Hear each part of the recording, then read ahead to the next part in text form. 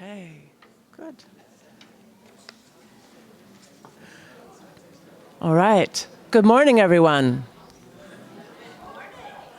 Welcome. I'm so glad you're here. It's going to be a full weekend of events with a speaker's day and this fabulous exhibit for today. And tomorrow we have a community day and makers fair. There'll be lots of excitement in this space. It'll all change out and be very different tomorrow. So I hope you come back for that as well. I'm really glad to share this time with you. My name is Annan Barrett, and I'm one of the producers of the symposium, along with the amazing Alice Rothstein at the back of the room, who's the mastermind of planning, Ophir El-Boher, who is the curator of this lovely exhibit of Columbia Fiber Arts Guild members' work, as well as recent graduates from Pacific Northwest College of Art. I hope you'll get a chance to check it out, these interesting pairings. We also are blessed to have Palmaran Mergis, who's faculty here at PNCA, as one of our producers and hosting us here. Lynn Deal has been our liaison with Columbia Fiber Arts Guild and an instigator of all sorts of great ideas. And Kaya Fronar has brought her great expertise in event planning to us at a really crucial stage. So with their help and many volunteers, I'm really grateful to be working with all of them to bring this to fruition. The idea of this symposium is to bring people together who all speak textiles. You know what I mean, right? We all have this language of textiles. And whether you're an artist, a designer, a maker, a writer, editor, curator, collector, there's so many different ways to touch textiles. It's something that everybody experiences in their life, and yet I think I can say this, we have a deeper appreciation. So with that in mind, I'd like for you to take a minute to introduce yourself to someone nearby whom you don't know yet or need to know a little better, and try to find a common thread between you.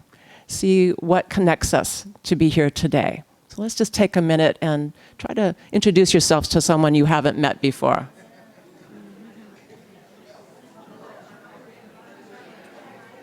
Such big smiles from the crowd.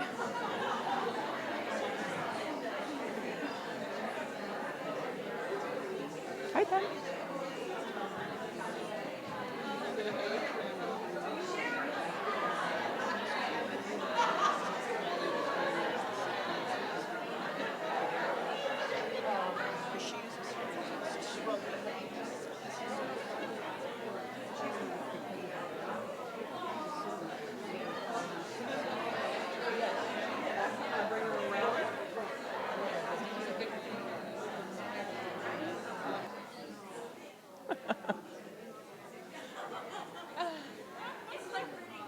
It is. If I was to pass a thread amongst you from all those connections you just made, we'd have a magnificent textile.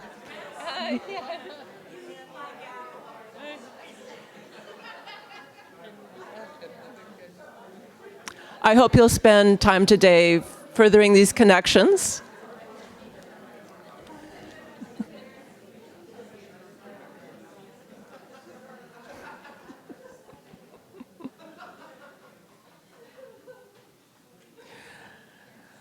So we're at this amazing point in time in Portland with the recent closure of many institutions that have supported textiles in the past. And it's really a time of forming new associations. The way that PNCA and Columbia Fiber Arts Guild have some association in the new rollout of the Fashion Minor program here. The whole concept of Portland Textile Month, of creating community around textiles, and of course coming together for events like this symposium. This is how we grow things forward. So I'm really pleased that we're participating in that. We do want to thank PNCA for hosting us today, and also Portland Textile Month for putting us in touch with Nan Curtis and the PNCA community. Columbia Fiber Arts Guild for their generous support, along with a grant from the Fred W. Fields Fund of the Oregon Community Foundation, and also a Catalyst grant from the Regional Arts and Culture Council. We also need to acknowledge that we meet on land, where Multnomah, Cathlamet, Kalapuya, Clackamas, Molalla, and Tualatin people lived, whose lives were extirpated through genocide, relocation, and assimilation. That continues to this day. And as we examine issues of different heritages, cultures, and roles that textiles play in reifying or disrupting traditions, it's important to recognize that our experience today is the result of these lived histories, and to honor and reckon with their legacy. I hope this symposium gives us a chance to reflect on this and to discuss the future of our social fabric. We invited speakers who come from many backgrounds and perspectives for an exciting exchange of ideas about textiles, past, present, and future. And we are fortunate to have a National Endowment for the Arts National Heritage Fellow as one of our keynote speakers, Feryal Abbasi-Ghnaim.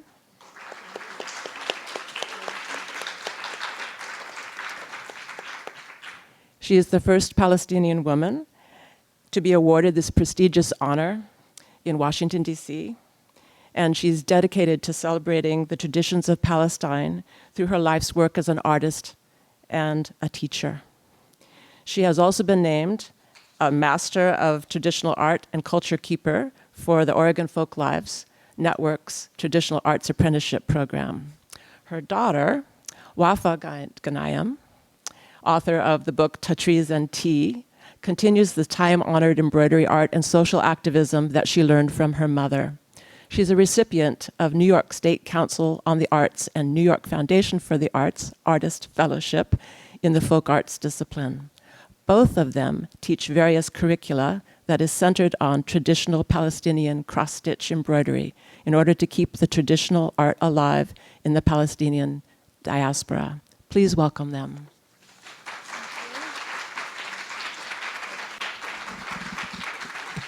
Thank you. Thank you so much. Let me get this. I'm 6'3", so let's maybe a little taller in these shoes. Well, thank you so much for having us. This is a really special time for us to be sharing our traditions with you and the way that we're continuing Palestinian embroidery in the diaspora and within our communities and across all communities. Our classes are really, and our work are really to promote understanding between anyone interested in touching fabric or threading a needle.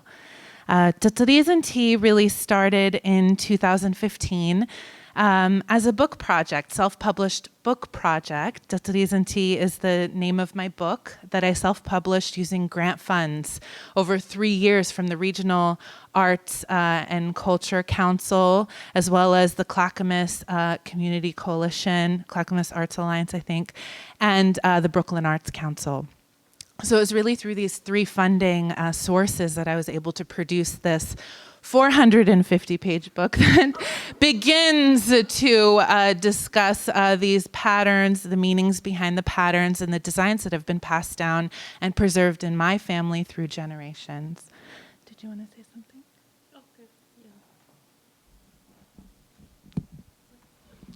Okay.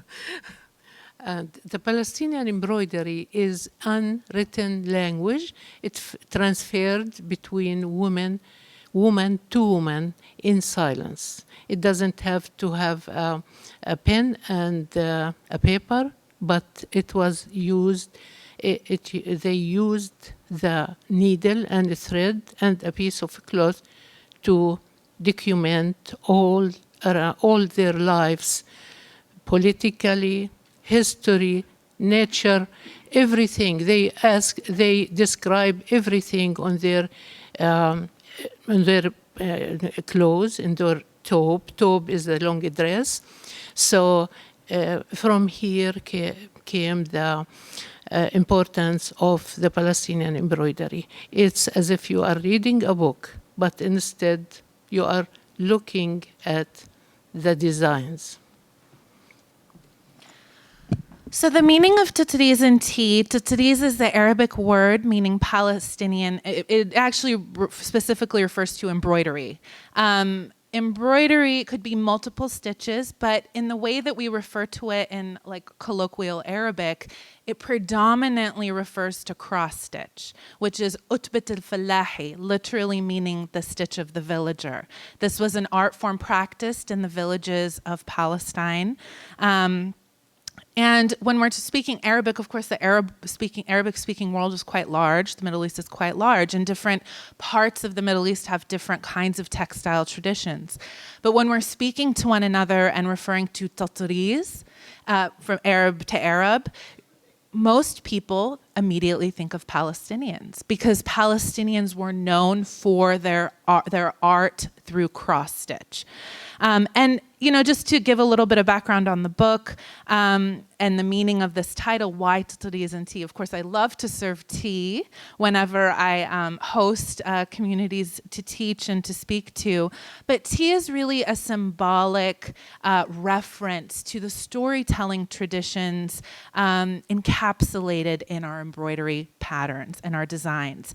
So, my mother would teach us about tatariz, how to do tatariz, the stories and the meaning and the language behind tatariz over a cup of tea.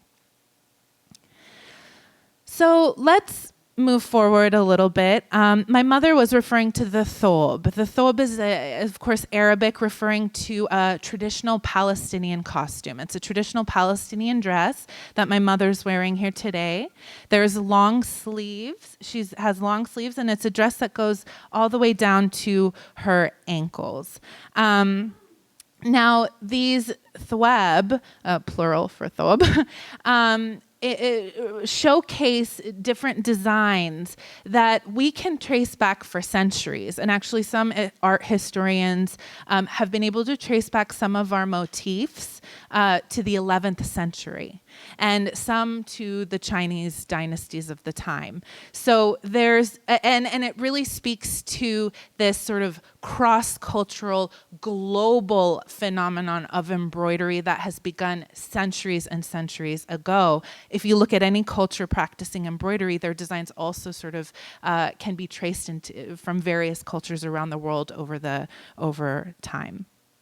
But as I was saying, tatariz was traditionally, and the way that we talk about tatariz is through two frameworks, either pre-1948, of course 1948, the establishment of Israel, but also the what we call al-Nakba, which means the catastrophe, the end of peaceful Palestinian society as they knew it. So to Palestinians, this was incredible loss, dislocation, and exodus that occurred in 1948. Before 1948, and what I'd like, and this is kind of how my presentation is structured, and my mom likes to jump in. We have this, you'll see. I'll speak, and she'll be like, well, actually, Wafa. I'm always a student. She is the master. So, but pre-1948, we discussed tatariz through like a village by village framework in Palestine. And so we can kind of see these sort of unique styles, these expressions of tatariz through different villages, the kinds of dyes that were available to dye their threads, the kind of things that they saw around them, they reflected onto their embroidery. And you'll see this very clearly in just a couple of slides here. After 1948, we see tatariz as kind of this unifying art form for Palestinians all over the world, not just in Palestine, but also in the diaspora who came together in refugee camps and in various parts of the world to still embroider and share their designs with one another. But the thob became a national symbol, and it exactly was a form of political resistance and political statement. So just to give you an idea of like the anatomy of a thob, this is a diagram I share and discuss in great detail in the book. But you can see here that there are various elements that give this traditional look to our costume. We have a chest design on the front area, and my mom's going to kind of point it out on her thobe as I discuss it. And the chest is normally sort of the centralized area where you can kind of read a theme. We talk about tataris as a language amongst Palestinian women, and so I want to sort of explain, what does that mean? How could you glean a language or a story from a thobe? And this is what I want to share with you. So the chest normally gives sort of a centralized theme to the dress. It brings together all the different parts of the story on the sleeve and the panels into the chest. You also have designs on the sleeve, and the sleeve can just be a simple bordering of the sleeve. It could also be covered from shoulder to wrist with motifs. It depends on the occasion that the dress was created for. Of course, more celebratory dresses are created with more tataris, more heavy embroidery, and so you might see that more on the sleeves and the panels. And then more everyday dresses, maybe dresses worn for work or for more practical child rearing reasons, you might see lighter embroidery on the sleeves. And then of course you have the panels, which are in the skirt of the thobe. And you have, and these look very thin here on the diagram, but you can kind of get a range here. You can see this is maybe more of an everyday dress with the light paneling in the front and the back, and this one might be more of a special occasion where the skirt is quite full with embroidery. Traditionally, we have 2 to 6, actually 0 to 6 panels. You'll see where the 0 comes in is for more practical reasons. Post-1948, but you see either sometimes, 2 panels in the front, 2 panels in the back, and 1 on each side. In very, very special occasions, you might also see that the full skirt is completely full of embroidery. And this, of course, doesn't speak to machine embroidery. Machine embroidery in its own right, and it's in its own genre, separate from handmade, has its own unique kind of history and purpose. So not too many people, purchase and wear machine embroidery with, of course, we love the handmade, but we also view machine embroidery as sort of a different genre expressing a different kind of story in and of itself. So let's talk about the different villages of Palestine. I only selected a few because we don't have as much time. I could do like a day symposium on the different villages. But just to give you an idea, like what made these different villages so unique and so interesting, and what was brought to the refugee camps or to post-1948 Palestinians in their stitching circles. So Bethlehem, of course, is considered one of the fanciest of costumes. It was a prosperous city. There was quite a bit of commercialism and tourism and investment in Bethlehem. The most popular dress there was called the Melek dress, which means the royal dress. And it was considered so rich that it was the queen of the dresses. Women were married and buried in these dresses. And the fabric, and many of these villages, fabric was imported from Syria. Syria was a source where we received our linens and our fabrics to embroider on, and that's really what Syria specializes in terms of textiles. Bethlehem, they primarily use the couching stitch. We might not see cross stitch used as much, but the couching stitch, which is, are you familiar with the couching stitch? Is sort of like a coiling kind of thread that creates these sort of circular, you can create circular and unique patterns that way. There might be more metallic thread usage in the Bethlehem dresses as well. Did you have anything to add to Bethlehem? Just let me know. Okay. Ramallah. This is a popular dress now that we see, a style that we see in tataris now, even by modern Palestinian artists and modern Palestinian embroiderers who might not themselves be from Ramallah, but they used this sort of wine red thread. and Ramallah on white or black fabric. White fabric for their thob is a little bit lighter, so it was used more in the summer and the hotter months. The black fabric was a bit heavier and was used in the winter months as well. They would wear this like sort of long head cover, it wasn't necessarily a hijab or a head covering as we know today, where it comes right under the chin, but more like a veil that kind of swooped down over their hair and down their dress. So they're known for this specific assembly of motifs. You see kind of consistently, even in the photographs here, that there's almost like this arrow pointing down in the chest design, and sort of a strong collar, tatris around the collar with border motifs. And then under this sort of arrow pointing down, they'll have multiple different kinds of animals or motifs under there that you can see.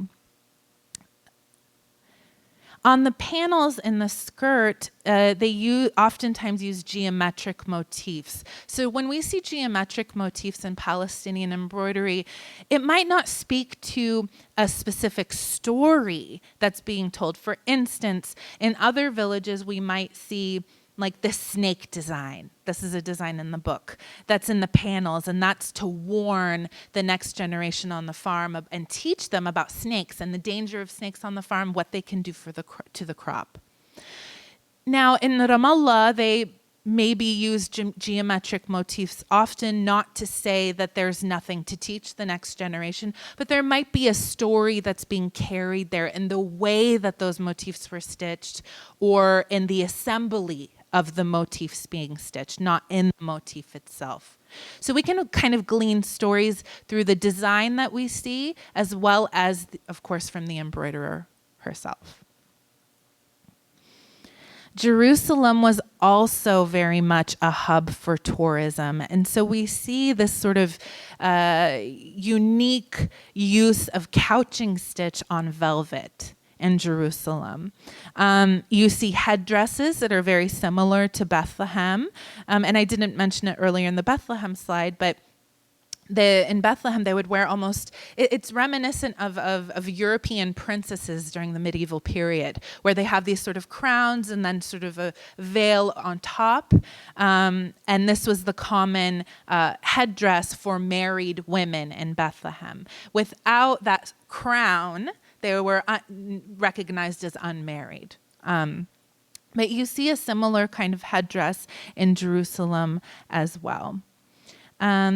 Everyone in the cities, primarily dressed in European and Ottoman style dresses and hats. So this is still very much a farmer or fallaha kind of style. This velvet couching stitch style was worn for special occasions by city people and farmers alike. Of course, this wouldn't be considered a dress worn for work. You might notice that there's no panels, like you see here in the black and white photograph, no panels in the skirt, because she might, get a lot of wear and tear in the panel skirt area. Maybe she's child rearing, she's on the farm. Why would she invest all this time in producing panels on the skirt, which are quite arguably very time intensive. I mean, we're talking about murals conducted right through cross stitch through the skirt, and so the chest design is kind of more protected because the head veil can cover it. The sleeves are protected because you can kind of tie them back or roll them up, right? Wafa is interesting. You see a lot of coin usage here, a lot of interesting jewelry in the headdress and under the face, and there were face veils and everything through jewelry. But one note I wanted to make about Wafa is that it was Palestine's main port. So they provided a good economy, and they were also very well known for their orange groves. So we see quite a bit of motifs, like the orange blossom motif that came from Wafa and was worn primarily on Wafawi dresses. My father's from Wafa, so I take particular interest in Wafa.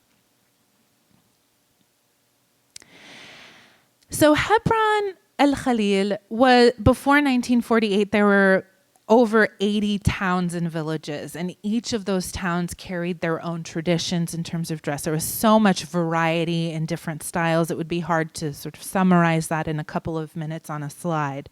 But city women wore simple blue dresses, whereas the villagers wore heavily embroidered dresses using linen with silk embroidery.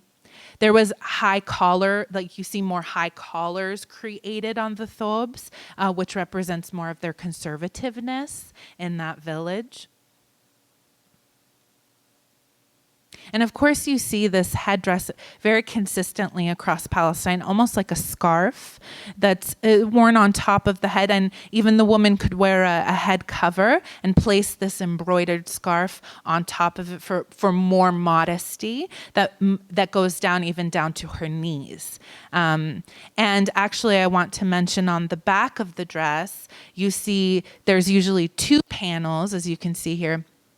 With my mother, or it's more of a full dress, but traditionally there's just 2 panels sort of separated on the back and then a bridge. Oh, that's very nice. A panel bridge sort of connecting the 2. So there's 2, and it looks kind of like an H. Under this sort of H formation in that bottom area, that's normally where the embroiderer takes her most, offers up her most stylistic and unique and skillful stitching in that area. You might even see her signature, not necessarily in Arabic, but in something that, she might repeat in all of her garments. She might place there as her own signature style. Why do you think that would be on the back, on the bottom? For modesty.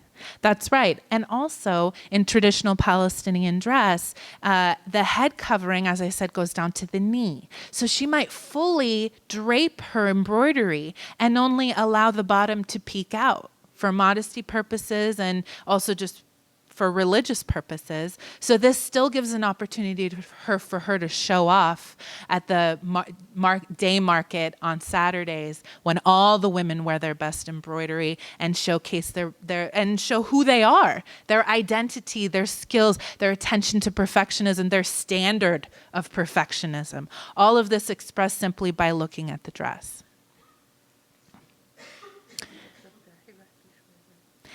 Galilee, my mother is going to speak in a moment here. Galilee is such a huge area in northern Palestine and includes Safad, which is where my mother was born and is from. And she wanted to speak a little bit about the styles there.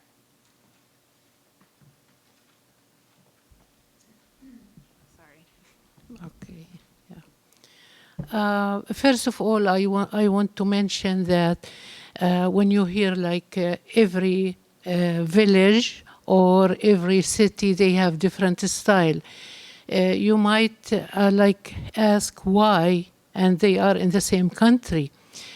The answer is in the past, before the 48, starting maybe 1800 something or 1900 something, in the beginning of the 1900, there was lack of transportation, and people in each village or city, especially women, they didn't travel a lot unless it is very important reason. Travel was limited to men. Men can go from village to village, either on the horses, or if there is a vehicle or something very old available at that time. Maybe it was a train which go from the main which connect the main cities, just the big cities. So that's why women were, or the villages were, isolated from the other village, each village alone. And in Palestine, in historical Palestine, they were hundreds and hundreds and hundreds of villages. So each village, they have their own their own identity. They use their own color. It's very rare that some villages which are very close to each other to visit each other walking, like a walking distance from each other. This is the reason that make it all like different or many styles in Palestine. But as Wafa mentioned, that after the 48 and people were forced to leave their villages, cities, or whatever, they lived in a refugee camp. And refugee camps were all over the Arab countries, like in Jordan, in Syria, Lebanon, Iraq, maybe Egypt or something. All, when they live in the camp, they were from different villages living in a small area. That's where they started like to like mix or join their styles together, or until we have a symbol, one symbol of the Palestinian dress, which is the thobe, and it has like what I am wearing now. But later on, the younger generation started to make it more modern. They started like to do the embroidery in different way, putting them, maybe they would make them all from the chest. Huh? Yeah. You will see, Wafa will show you some pictures. Another thing I want to mention is about those hats that either Bethlehem or Ramallah or Bire or Yafa or all those who use the hats but different shapes. Some hats like in Bethlehem it's long. Maybe other places where just fit on the head. They use it to put like their wealth. If they have gold, like gold coins, they can stitches on the head, and this will show the other people how wealthy you are. Or when somebody wanted, like a woman or young girl engaged and then she's married, what she got from her like dowry, yeah. She also stitched them on her hat, or what she has gifts from those people who congratulate her for her wedding. Also, everything she can stitches on the hat here. Some people they stitch them on the here on the chest, but most of them they create something like a hat, but it's small. Something is small, just fit, like very fit to the head. Some it's a link longer, like Bethlehem. In the like in the desert, at the southern Palestine. In the desert, they are. It's popular. The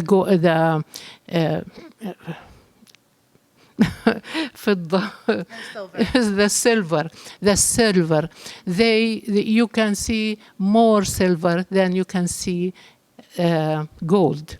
So that's why they show off what they have. They don't like in the desert. They live in tents, and they don't leave anything in the tent.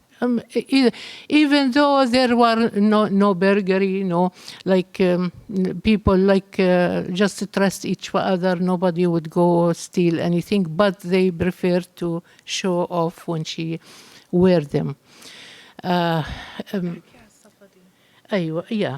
About Safad, I was born in Safad, but I didn't have chance to be raised in Safad.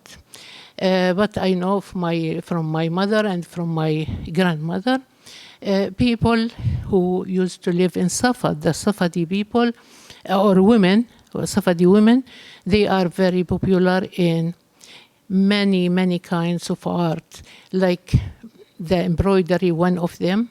They always do crocheting, they do weaving or knitting. And I remember my mother told me that before she got married, she worked made crochet all the curtains in the house from the ceiling till the floor are made with crochet. So, and they are very good in that. My grandmother, I remember her that when she started doing the crochet, as example, she put the thread around her neck. Then I don't know how she threaded it exactly, as if there is a machine in front of her. And she just, your eyes will blurry when you look at her as fast as she can do it. Till she passed away, she was always doing the crochet. For the embroidery, what I remember from my mother and my grandmother, that after they left Palestine, of course, they left everything they had, and they thought, they were expecting that in few days they are going to go back to their homes, so they didn't wear anything. They left all what they have, the fancy, the new clothes, everything. They left it in the house because they didn't want it to get dirty while they are walking and away from the war. But what happened was that they didn't go back to their homes, and they left everything, and they started the embroidery, of course, from the beginning, but they couldn't start it exactly once they fled their country. They were in a situation of they were very sad. They were they were not in a mood to go embroidered, of course, or they didn't have money to buy threads or something to do the embroidery. So they stayed a few years without doing an embroidery. Then they started, once they settled and they knew exactly that they are not going back, period, they are not going back to their homes. They started to the embroidery back again, and started to remember sometimes some from their memory, and some they copy each other, in the camps, or some people they had some taubes on them, so they share it with the other, and that's how everybody now, after the 48, everybody now using the same tube. Now, Safad in particular, they have something called mlaye. Mlaye is a big kind of, it's special to cover the head and down to the floor, to the feet, and they just wrap themselves in it, and nobody can see what they were beneath it. Most of them layers that I am talking about, those cover, they left them in Safad, but because the origin was from Syria. Syria has the most factories that they do, like Damascus, they do all those kind of silk or cotton, or all the kind of embroider, the fabric that they embroider on. Okay. Sorry, guys. So as my mom was saying, the Malay was like a very traditional part of Safadi and Galilee, but specific to Safad, traditional costume. In this photograph, you might see like, well, I don't see a Malay, and it's not necessarily featured here, but the predominant narrative around embroidery in the Galilee is that they were not into embroidery, but that wasn't really true. I mean, even amongst Palestinians who come to my presentations, they're like, well, in Safad, they don't practice them. They're not artists like that, like the rest of Palestine. This is a thing that I discuss with people and after presentations. And the fact is that they wore Malays that were very modest and covered them. But if you were to peek under, you would see that they were covered in embroidery. And the dresses were not necessarily always a traditional thobe, as you see here. Some of them had vents on the side and were a bit shorter, and the pants underneath that were worn had embroidery on them. So we are talking layers and layers of embroidery and strong embroidery traditions. But I want to get as close as just a couple more villages, and then we want to jump to post-1948 before we run out of time because there's so much there. In Gaza, we see various thread use, a color use. You see more pinks, yellows, orange colors. We see some silk patchwork as well in their thweb. And you see unique sort of manifestations of what paneling looks like. So you have panels that are sort of lined up vertically to create a full skirt. You see two large panels that span the full sides of the body with thick, large motifs. In southern Palestine and Bedouins, each tribe had their own style. And when we talk about Bedouins, we're talking about desert folk, people that sort of nomads, as we would call them today. So their tatriz was more, and their layering was more voluminous. So there was long winged sleeves, what we call irdan sleeves, that had very long sort of cuffs that went down. And those cuffs, when they were working, they had those sort of long irdan cuffs so they could tie them behind their backs while they're working and get it out of their way. So it had some very practical reasons there. And they also utilized quite a bit of geometric patterns in their embroidery as well, including even the evil eye and patterns like that sort of were a bit more superstitious, considerably more superstitious than more religious or Islamic and Christian communities. Our favorite part, and a big part of our work, is focusing on the journey of tatriz and the evolution of tatriz after 1948, after Al-Nakba, after our exodus, our dislocation, our dispossession of our homeland, and this sense of national identity that was born against the face of occupation, of foreign occupation, and of appropriation of our art. As my mother was saying, our best garments were locked at home, so we could run on that rainy day in 1948 to flee our homes, not to ruin our embroidery in the process. So what happened with that embroidery after those homes were taken over? They were appropriated and considered part of our occupiers' quote heritage.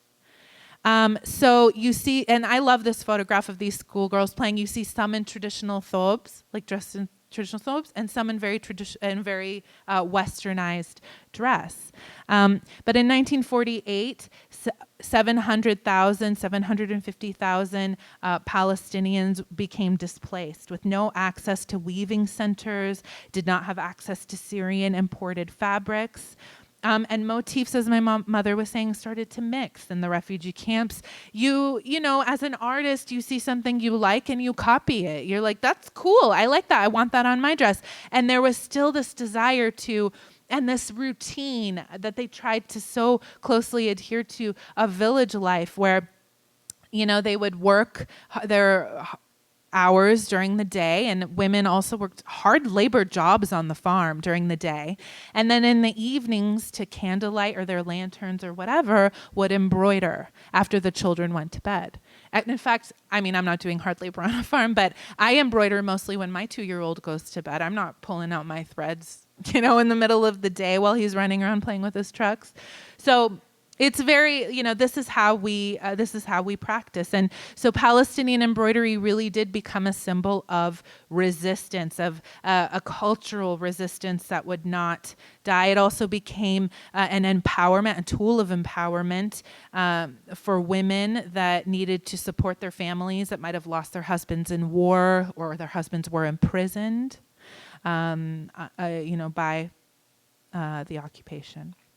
But it also continued to be a tool of communication, but it evolved. After the Nakba, Palestinians were separated from all they knew, their livelihoods on the farm, and lost everything. So they could less and less afford to wear embroidery every day and to produce embroidery every day. And as Israelis increasingly purchased Palestinian dresses, presenting them as forms of their own heritage, which was really a form of erasure and appropriation, Palestinian events began to rise, showcasing tatreez as a symbol of our Palestinian identity and culture and heritage and civilization. This photograph was taken at a Mother's Day celebration at Bir Zayt, which is in West Bank in Ramallah, in 1971. In the 1950s, this is a photograph was taken at the Aqabat Jabir refugee camp, and it's very typical of the 1950s styling of tatreez. What do you see missing here? The panels, and even sleeves. You just see a chest design. This could speak to the likelihood that they had limited time to embroider, that they had limited lighting access in the refugee camps after their children went to sleep, and that they might have spent a bit more time seated on the ground or without sitting on furniture. So why would they invest all this time in embroidering in the panels if it would just get torn and tattered in their refugee life? So Palestinian women adapted. And this is sort of evolution or I guess maybe even a regression in terms of our styling, but an interesting reflection of the kind of embroidery that's produced immediately in the aftermath of 1948. Also, yes, my mother was saying financially, the threads, they couldn't afford the threads in the refugee camps, not having access to their normal crops and sales and bank accounts, basic property access. In the late 60s and 70s, we see an interesting you see this woman on the right wearing a thobe. She's wearing a 6-branch dress that was developed based on the pre-1948 style. This one specifically was found in the Ramallah region, but it's called the 6-branch dress because it adapts the paneling into very thin borders that look like branches. And so you see maybe these 6 branches serving as panels instead of the full panels we traditionally stitch. Of course, 1967, when this was occurring, 1967 war and the Six-Day War, which was truly devastating for actually many countries in the Levant that we still see the aftermath of in Syria today, arguably. This was very devastating for Palestinians, especially at that time, because this is at the time my mother lost access to going into Palestine, and many Palestinians were sort of just frozen out of Palestine and any access to visiting their families, their mothers, their fathers, their children. So we start to see more hardship upon Palestinian people and adaptation in their traditional costume. So forgive me for rushing here. I only have a few minutes, but I want to bestow as much information as possible in post-1948. So if you have questions, we can discuss afterwards. From 1987 to 1993, we see the first Intifada. The Intifada was the uprisings of the Palestinian people against the Israeli occupation. They produced dresses that reflected this, the Intifada, and let me explain why. During the time of the Intifadas, but the first Intifada in particular, in the late 1980s, embroidery became a tool for Palestinians to resist the occupation. There was violence, extensive, brutal violence, curfews, very strict curfews, house demolitions, and as a result, Palestinians were protesting in the streets, but Israeli soldiers and authorities would confiscate Palestinian flags and outlaw Palestinian citizens from carrying a Palestinian flag. So as a way to sort of resist this is that women began to embroider the Palestinian flag and the Palestinian flag colors onto their dress. And because the dress was onto their body, they knew that it could not be confiscated, that it could not be taken from them. So it's an interesting thing to think about, that you're using your body as a form of protest, and it becomes sort of the same thing. The thob, the flag, your body is all being used as a form of bodily resistance to the occupation, and that's all that they had to share. So let me show you another one here. Of the Intifada dresses, you can see the flags are placed. So normally where my mom's the pointers there, normally there's like trees, cypress trees hanging upside down in our more traditional dresses. Those were replaced with the flag and with the shape of full Palestine, 1948 Palestine. So absolutely, yeah. And historical Palestine, exactly. And even in the paneling, you see a bold repetition of the Palestinian flag without any apology or modesty about it. You also see the Dome of the Rock featured. Here's another Intifada thob that was produced in Damascus, actually.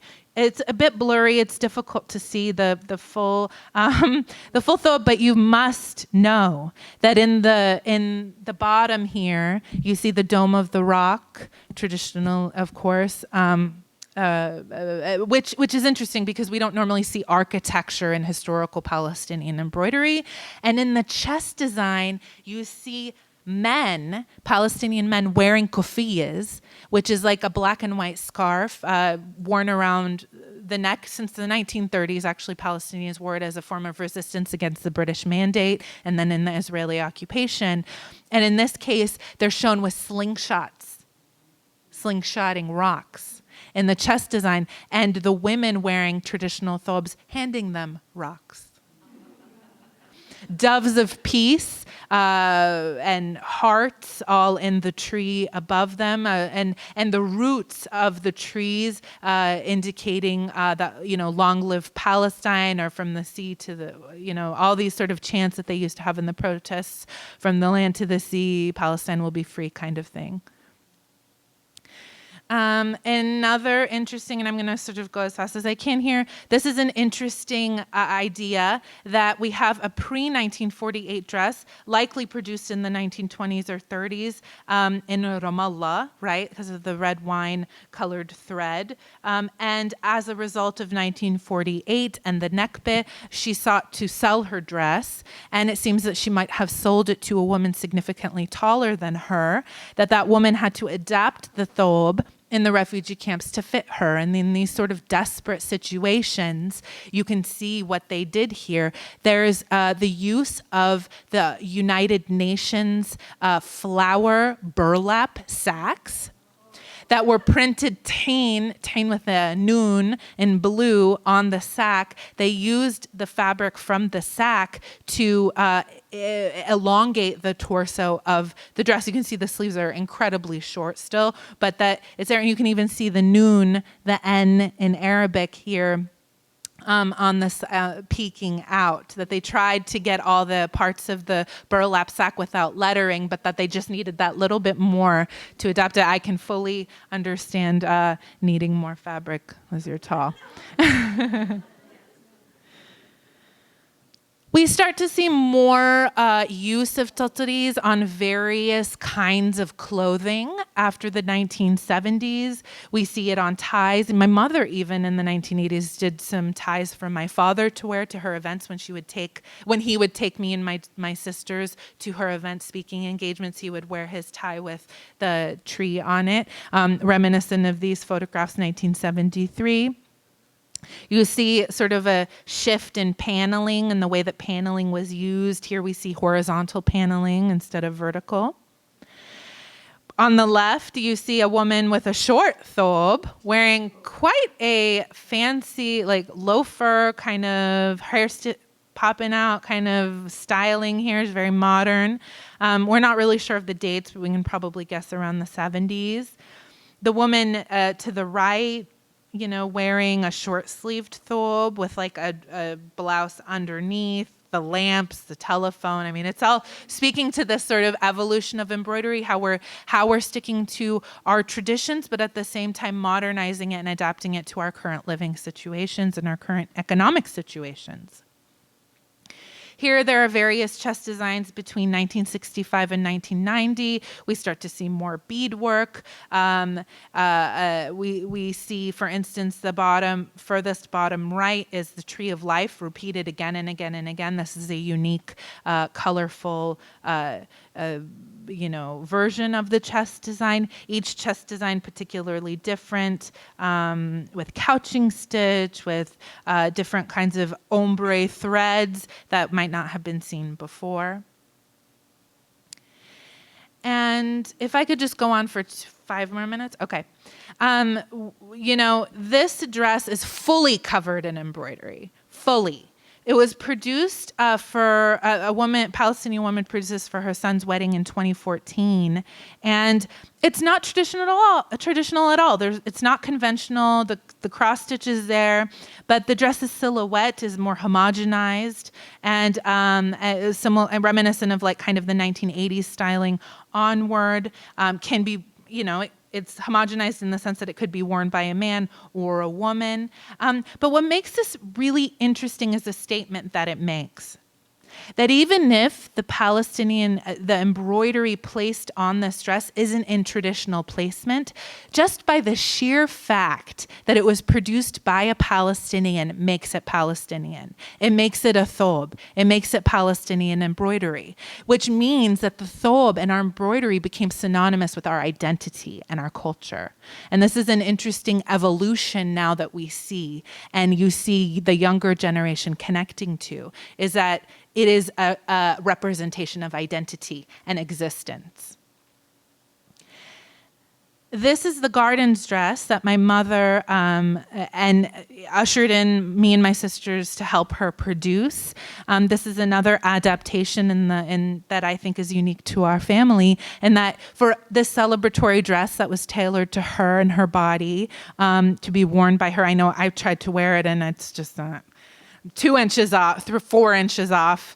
But she removed the 2 side panels. You can see there's 4 very thick, strong panels, but the 2 panels on each side were removed and replaced with small flowers so that her daughters can start to help her with her embroidery. So they're again, an adaptation to traditional placement that still is Palestinian and adapts to modern conditions, family conditions. This is the wheat harvest dress. I also provide the patterns for in the book. It's slim fitting, so it's not as baggy as traditional sort of conservative styles. But my mother, it was her first thobe that she produced in the 1970s, and I still wear today to my events. And it's kind of very form-fitting, and it's but also a unique kind of manifestation of the way the thobe is worn.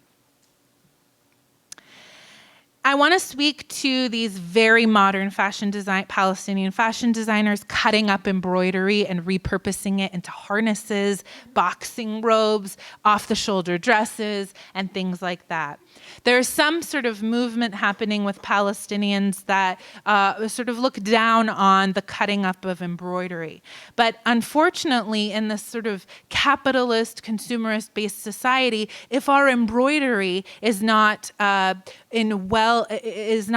intact enough to be displayed in a museum or sold, our embroidery is kind of shoved into garbage bags and put in an attic. No one knows really what to do with tattered and torn embroidery anymore.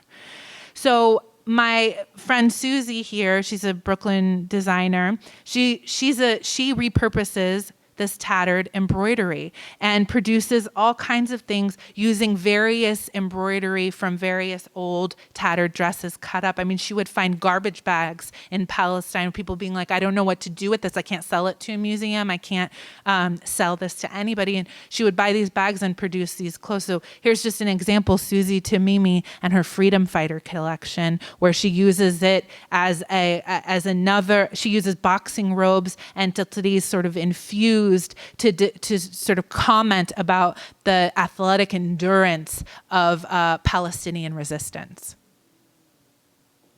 In my clothes, in my classes, and I'm starting to sort of wrap up this presentation, I try to teach traditional motifs on modern fabrics and modern purposes and modern usages, because for me, that's how it's most useful and it stays alive in my life.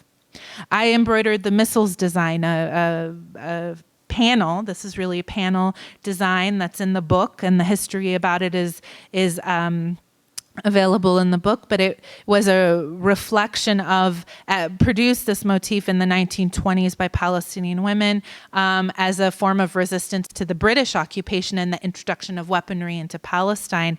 I repurposed this panel and the missiles onto my back because of a back issue. I had four herniated discs after childbirth, incredible pain, couldn't walk for months with a small child. Very emotionally and physically challenging situation for me and my family. And I wanted to show the missiles design on my back as a way to show the destruction I felt in my own body. And this is phase one. My phase two is I'm incorporating more like life and positive motifs to showcase my resilience and my health condition, but just to show the repurposing of motifs in modern day. Yeah, my mom wants me to note that missiles also include cypress trees that are upside down and reflect destruction versus standing straight up, reflecting life and vitality. And finally, not finally, this isn't the last slide, sorry. A few more. But even though we've adapted tiltadis in so many ways in the diaspora and we are keeping this art form alive in all of our own ways, there's still we still carry this tradition of celebrating a thobe when it's completed. That the woman who the thobe was being created for hosts a party where we celebrate her and her thobe, and we sprinkle her with candies and celebrate the completion of the dress and the work that it took to complete the dress. This is me and my sisters congratulating her on the completion of the garden's dress. So while tiltadis is not always worn, in our family, it is still a family that has passed on this tradition as an art form. Here's a photograph in 1952 of my mother. She's seated second from the right in the white dress. This is 1952 in Manbij, Syria, when she began to learn embroidery from her mother. And my mother has really practiced embroidery her whole life. She earned a degree in art and history from Damascus University and taught at UNRWA, the tiltadis and art in the refugee camps for 12 years, keeping this art alive. She married my father in Jordan and immigrated to the United States in 1980, where she taught me and my two sisters how to embroider. And I sat in the front row of all of her lectures. This is me at 2 years old, if you can imagine, learning embroidery. And you can even see the sleeve of the wheat harvest dress there, continuing this art form. And she has been teaching embroidery ever since. Last year, as was mentioned before, she won the National Endowment for the Arts Heritage Fellowship, a once-in-a-lifetime award, and really a dream come true for her and our family. But really her dream was to have her stories and lessons that she's been teaching her students documented in a book, which I was able to complete in 2018 and self-publish. That we have actually some copies here. It includes 47 designs and their design histories and the stories that give them meaning in our family. Now I travel all over the world to teach studies. I mean, just a few months ago, I was in Doha, Abu Dhabi, and all over the United States. And I've had really the privilege of keeping this art alive and being a part of a larger movement of Palestinians that are trying to keep this art form relevant. Thank you very much for your time.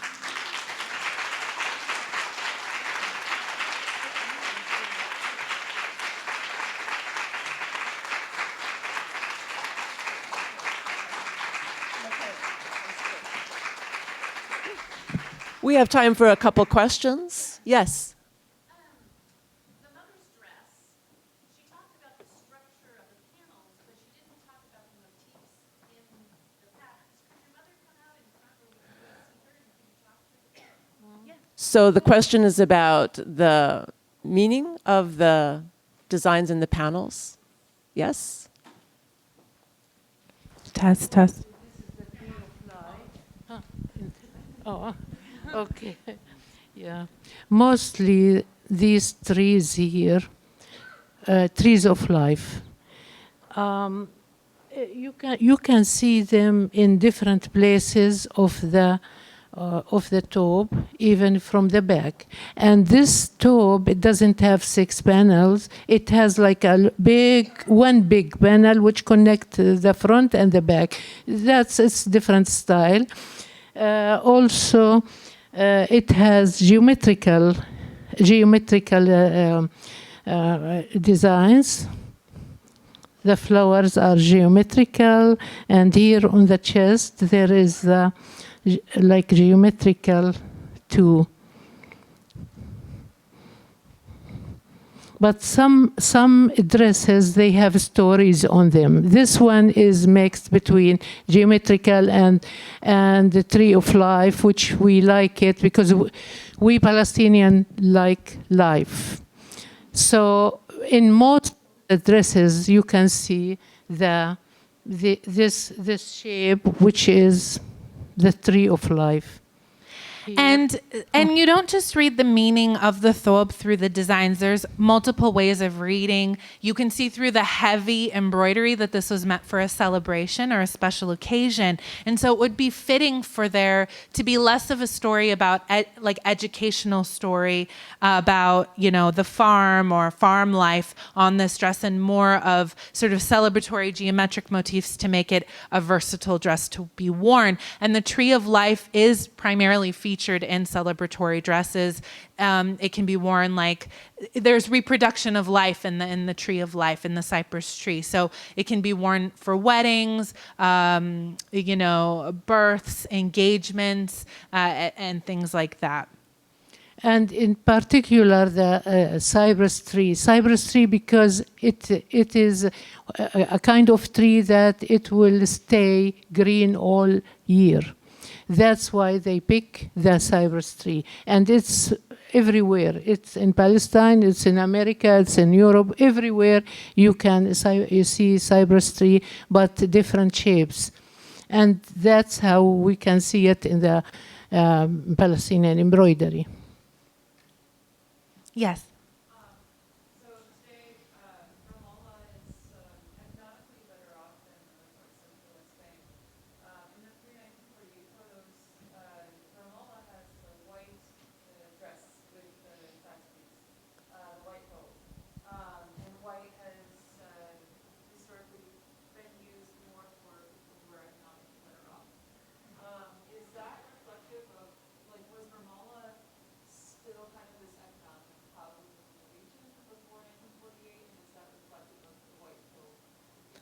I mean, in my research, I haven't read that I understood that the white was used in the art historical references that I've researched, that white was primarily, the difference between white and black thweb in Ramallah was based on the weight of the fabric. So that the white thobe was lighter and worn in the summer, and the black thobe was worn in the winter, and less of a reference to economic prosperity necessarily, especially because this art was still practiced in farm life. So,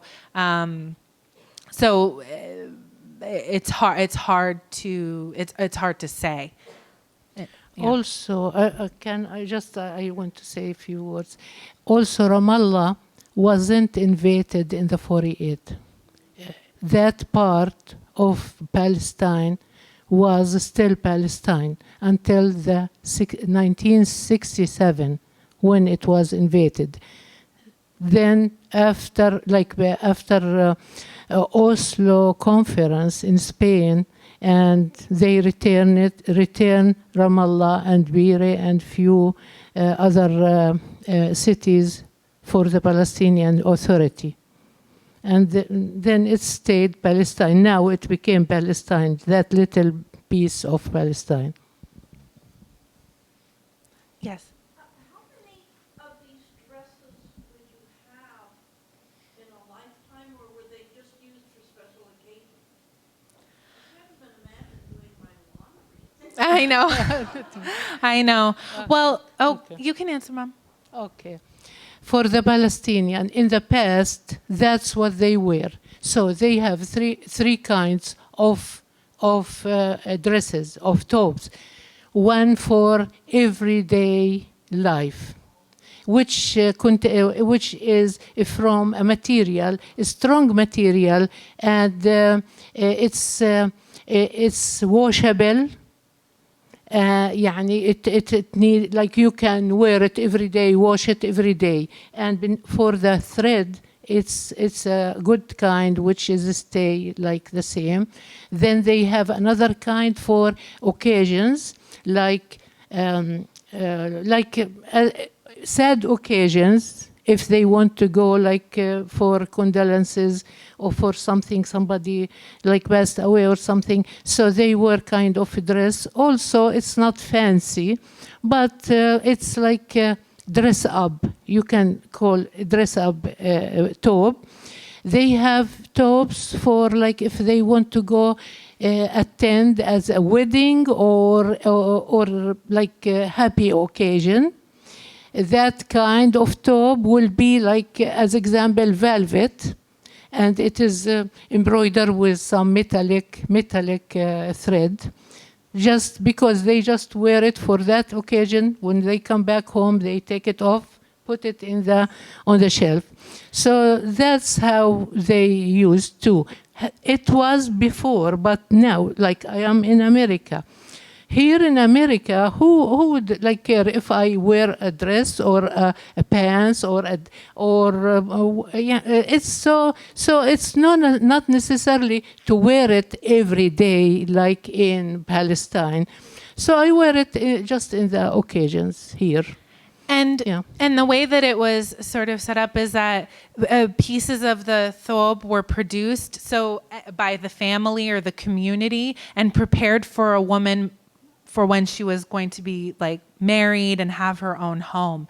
So, and then they would kind of assemble it and tailor it to her body at the time that she would need that trousseau, right, with all her thobes. And there's even at least one dress that represents the most traditional style of her village, so that she at least has one thobe of her wardrobe after she's married that connects her back to her village. So actually that's interesting, because even before 1948 there was that sense of village, national village identity that connected them through their dress, and that you still see today. Palestinians in any audience will raise their hand and say, I'm from Ramallah, is this dress from Ramallah, because they want to show their pride in their village connection. Yes, back there. I was born in Palestine, under the Band-Aid, and I have in my possession a beautiful short jacket, which I believe is called a Bethlehem jacket.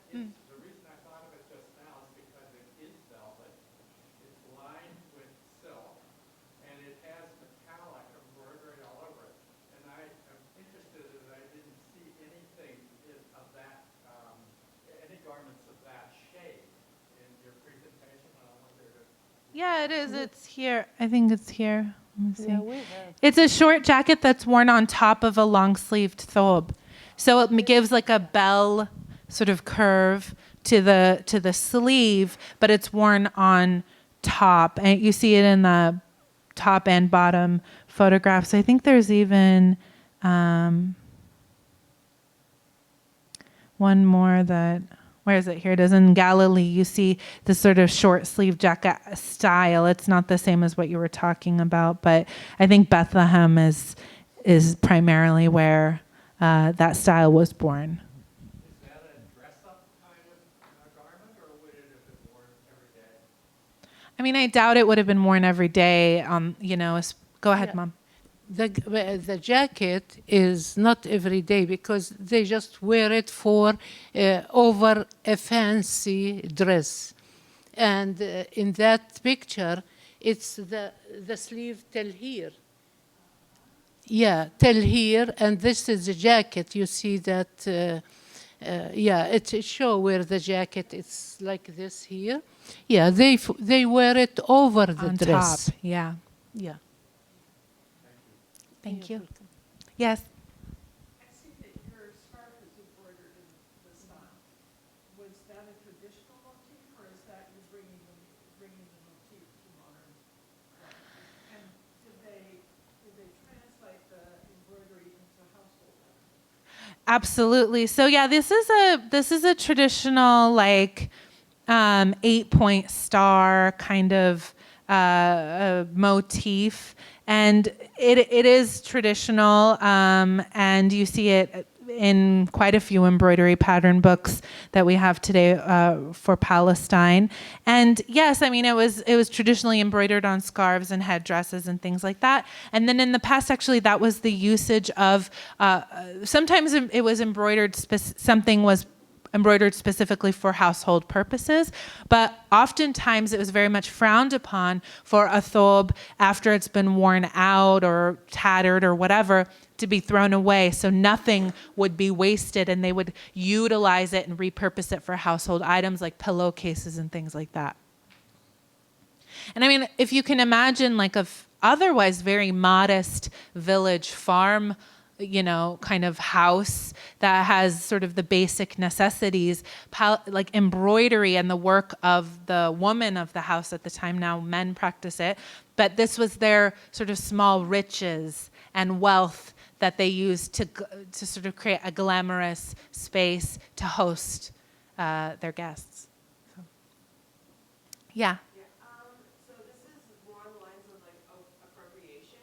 So we talked about it, how like the Israelis basically appropriated that fashion, but like where's the line drawn? Because like I know I've been gifted a thobe and I'm like, wait, I'm Lebanese. Am I even allowed to wear this? It's just like this discomfort. Yeah. Because of just like the given history and relationship to these other countries onto Palestine. It's like, where is the line drawn? And also, is this like something that like Palestinian women are like actually okay with, since it is spreading outward and other women? And they're selling it. Yeah. Like, where does that line like kind of draw? I'm going to speak to this, Mom, if it's okay, and you can add if you want. But I think that we need to view this form of appropriation and delineate it between industry and identity and individual. So industry, so if you're seeing like Anthropology reproduce Banana Republic, or you're seeing an Israeli designer repurpose our embroidery or appropriate our embroidery and say that it's Israeli and mass produce it and sell it as their own fashion line, then yes, that's appropriation.